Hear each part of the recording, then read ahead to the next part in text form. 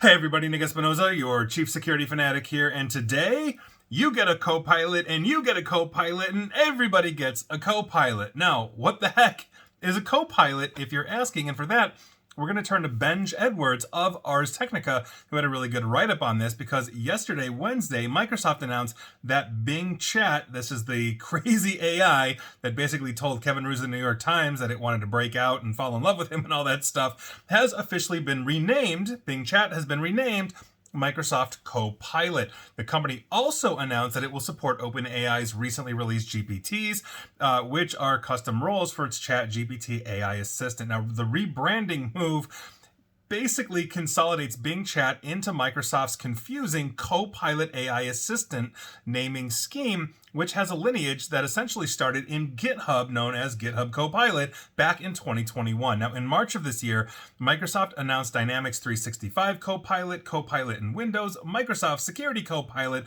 and Microsoft 365 Copilot as well. Now, Bing Chat is just called Microsoft Copilot, and this is the number 6 of Copilots that we've seen so far. Pretty soon, Microsoft is going to need a branding Copilot to keep these things straight, and I think that was a pretty good joke. Now, regarding the naming scheme, and this is actually, I think, a really good quote from a Twitter now known as X user, Amit Malik, who wrote, quote, "I love Microsoft, but this whole Copilot thing is becoming more confusing than it should be. Microsoft Copilot, Windows Copilot, M365 Copilot, then all the M365 apps, D365 Copilot, and on and on. AI was supposed to simplify, not otherwise." And I think that is amusing, but also you should know that Malik wrote that in September, 2 months before this announcement on basically on Wednesday. Now, apparently the Copilot branding is an attempt to unify rather than confuse, according to Microsoft. And remember the old adage, there's the right way, the wrong way, and the Microsoft way, which oftentimes is the wrong way,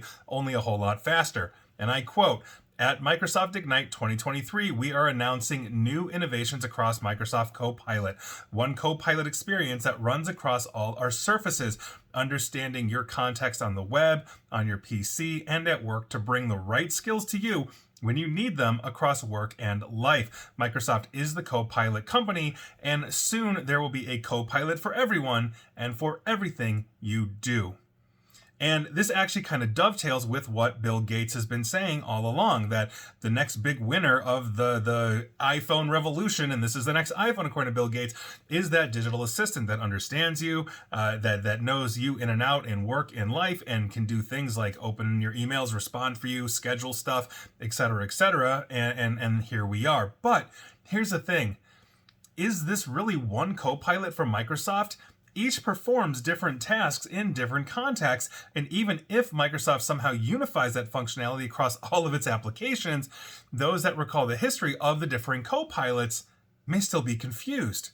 Now, alongside the rechristening of Bing Chat and Bing Chat Enterprise, Microsoft has introduced a dedicated website for Copilot. You can go to copilot.microsoft.com, and that provides a specialized chat interface, although it requires Microsoft Edge or Chrome. I'm assuming Brave, because it's Chromium, will also work. Now, Bing.com, their search engine, will still offer combined search and chat experience for users, similar to what was previously offered with Bing. And again, I'm paraphrasing or quoting Benj Edwards of Ars Technica in a lot of this, but I think this is essentially where we're going to go on every competing platform that we see Microsoft's attempt to unify everything. So when I'm sitting at my home computer, offline, I don't know, playing a game, chatting with friends, connecting to Facebook, whatever it is, it's going to start to understand who I am, et cetera, and then I'm on my work computer, and I'm answering emails, and I'm doing stuff. It's learning more about me, and it's basically understanding there's the personal side to Nick and the business side to Nick. It starts to pick up my mannerisms of how I respond to emails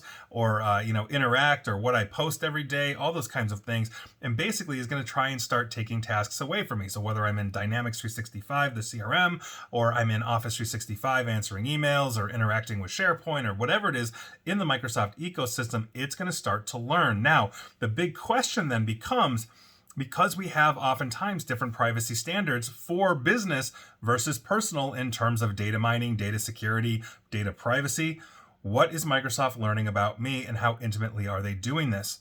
One of the things that essentially AIs are being paired with are things like biometrics, facial recognitions, but also things like moods.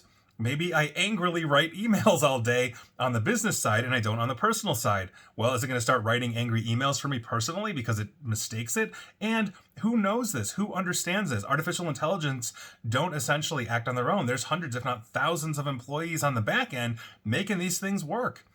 And so I think these are questions that need to be answered for this because, again, is this another data mining thing where now, it senses that I'm in a bad mood, so it's going to start offering me ads for antidepressants? I don't know, but these are questions that Microsoft needs to ask. And so I think that this is interesting. I think I know where they're going with this and what they're trying to attempt, even though it is a little confusing. But ultimately, at the end of the day, is it really going to benefit me, and how? And that, I think, is something that is important. It's going to save me time. That's always a benefit. But if it's at the expense of being data mined or being understood, or that information on me is being sold to third parties, and I'm not saying that Microsoft is Facebook by any stretch of the imagination, nevertheless, it's still of great concern. And so I'll leave you with that, and that is your news of the day. And please like, share, follow me here on Facebook and Twitter at NickAESP. And please feel free to subscribe to me at YouTube as well. And as always, stay safe, stay online, and please, please, please, please attempt to stay private. Thanks, everybody.